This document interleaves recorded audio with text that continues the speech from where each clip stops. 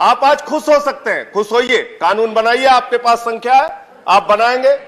लेकिन कल जब आप सत्ता में नहीं रहेंगे, मेरे वाक्य को याद रखिएगा, इन्हीं कानूनों का आपके खिलाफ दुरुपयोग होगा। जैसे आपातकाल का रोना आज तक रो रहे हो ना आप, ऐसे ही रोना रोगे जब यही कानून आपके खिलाफ होगा। ऐसे एक दूसरे राज्यों में एफआईआर होती रहेगी, आप लोगों को बुलाया जाता रहेगा, धन्यवाद। सारे काम इसी में लग जाओगे, देश का विकास करोगे। और एफआईआर की बात आप कर रहे हैं मान्यवर, इन लोगों ने कैसे कैसे लोगों पे एफआईआर की। राजदीप सरदेसाई एक वरिष्ठ पत्रकार है मान्यवर, उन पे एफआईआर कर दी। बिल पर अच्छा श्याम मीरा सिंह एक पत्रकार है मान्यवर, उन पे एफआईआर कर दी। कानून के दुरुपयोग की अगर बात करें मान्यवर, एक दिन में 9 एफआईआर मेरे खिलाफ उत्तर प्रदेश में हुआ, 9 एफआईआर।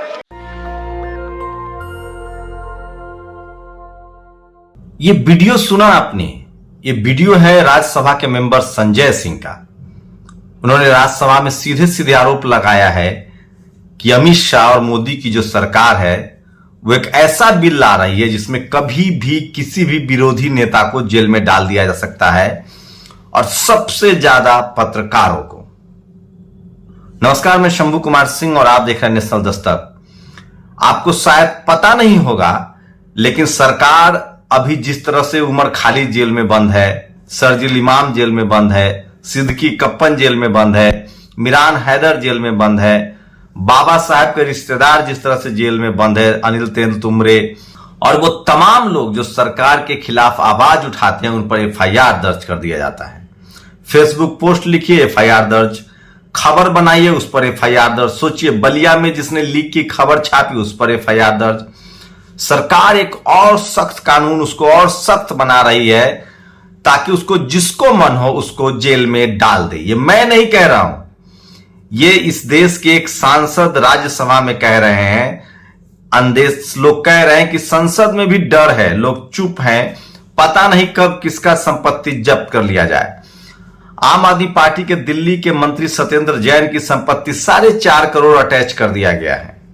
संजय राउत जो बीजेपी पर हमलावर होते हैं, जो शिवसेना के सांसद हैं, उनकी संपत्ति भी अटैच कर दी गई है। अब सोचिए कि एक झारखंड में आदिवासी थे, उन पर 6 लाख का मामला था, उनको सजा दे दी गई। तो संजय सिंह ने यही मुद्दा उठाया है और संसद में कहा कि ये जो कानून लाया जा रहा है वो करप्शन कम करने के लिए नहीं, अपने विरोधियों को जेल में फंसाने के लिए लाया जा रहा है। सुन लीजिए आपने। और एफआईआर की बात आप कर रहे हैं मान्यवर, इन लोगों ने कैसे कैसे लोगों पे एफआईआर की। राजदीप सरदेसाई एक वरिष्ठ पत्रकार है मान्यवर, उन पे एफआईआर कर दी। बिल पर अच्छा श्याम मीरा सिंह एक पत्रकार है मान्यवर, उन पे एफआईआर कर दी। कानून के दुरुपयोग की अगर बात करें मान्यवर, एक दिन में 9 एफआईआर मेरे खिलाफ उत्तर प्रदेश में हुआ, 9 एफआईआर। तो सुना आपने, अब तक संजय राउत हो, चाहे श्याम मीरा सिंह हो, चाहे राजदीप सरदेसाई हो, हमारे जैसे पत्रकारों को इनकम टैक्स से लगातार डराया धमकाया जा रहा है। लेकिन संजय सिंह यही नहीं रुके, उन्होंने आगे कहा कि यह सरकार ऐसा कानून क्यों नहीं लाती है जो लोग 50 करोड़ से ज्यादा के डिफॉल्टर हैं या लोन लिए हुए हैं, उनको देश के बाहर नहीं जाना है, उनका पासपोर्ट जब्त कर लिया जाए। सोचिए, उन्होंने नाम लिया कि किस तरह से नीरव मोदी, विजय माल्या, संदेशरा जैसे लोग विदेश पैसे लेके भाग गए। एक बार फिर से सुनिए। आप सारी जानकारी रख लीजिए किसी अपराधी के बारे में, उसके बाद वो भाग जाता है हिंदुस्तान छोड़ के। 20,000 करोड़ रुपए नीरव मोदी लेके भाग गया, 10,000 करोड़ रुपए विजय माल्या लेके भाग गया, 6,000 करोड़ रुपए नितिन संदेशरा लेके भाग गया। जिस देश के साथ आपकी प्रत्यार्पण संधि नहीं है, वहां से इन लाखों करोड़ के लुटेरों को बुलाओगे कैसे हिंदुस्तान? जिसके पास 50 करोड़ से ज्यादा का कर्ज हो, उसका पासपोर्ट जब्त करके रख लीजिए, हिंदुस्तान छोड़ के भागने नहीं पाएगा। तो सोचिए, इस देश में यह कैसे संभव हो सकता है कि 6,000 करोड़, 10,000 करोड़, 25,000 करोड़ की कंपनी बड़े बड़े घोटाले करके विदेश भाग जा रही है, और छोटे छोटे लोगों को जो सरकार से सवाल पूछ रहे हैं, जो उनसे राजनीतिक सवाल पूछ रहे हैं, खासकर पत्रकारों को उन पर एफआईआर दर्ज कर दिया जा रहा है।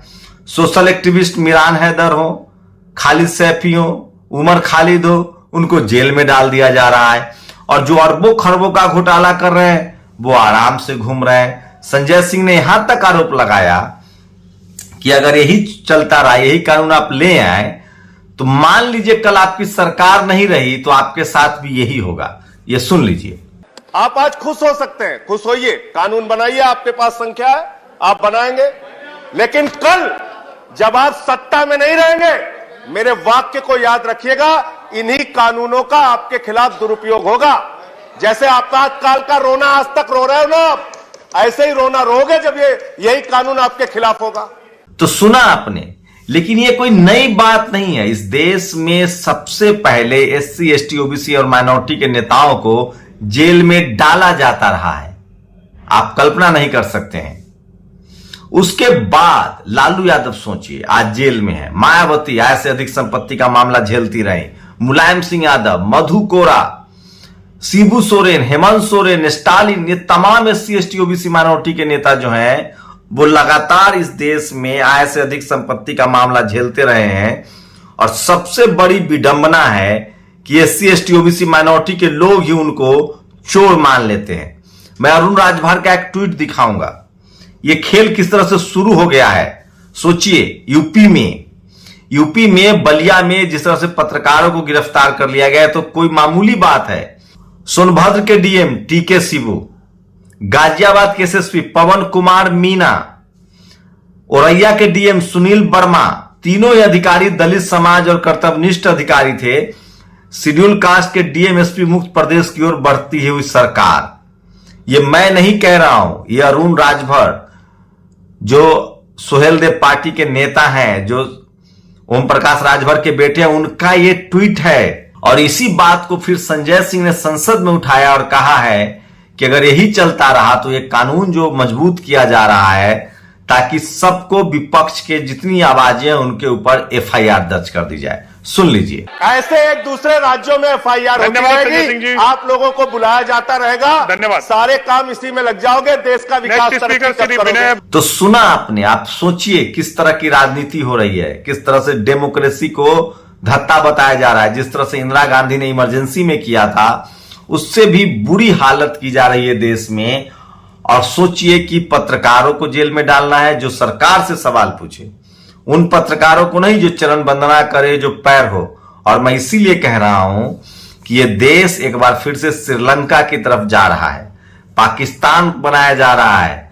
धर्म के नाम पर और जाति के नाम पर इतना उत्पीड़न हो रहा है कि लोगों का कारोबार चौपट हो जा रहा है। अगली वीडियो में आपको बताऊंगा कि किस तरह से अब सेना की नौकरी को भी 3 साल के लिए कर दिया गया है, करने की कोशिश हो रही है, प्राइवेटाइज होने जा रहा है। इसका क्या होगा इस देश पर असर, और क्यों सेना के साथ इस तरह की हरकत की जा रही है।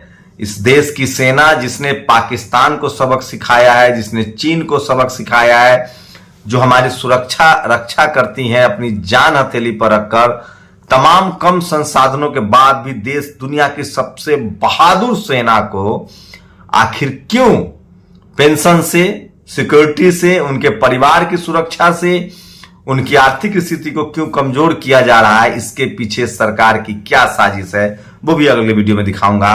लेकिन इस पूरे वीडियो पर आपकी क्या राय है? क्या सरकार विरोधियों को गिरफ्तार कर रही है, नकेल कस रही है, चाहे वो संजय राउत हो, चाहे वो नवाब मलिक हो, चाहे वो सत्येंद्र जैन हो?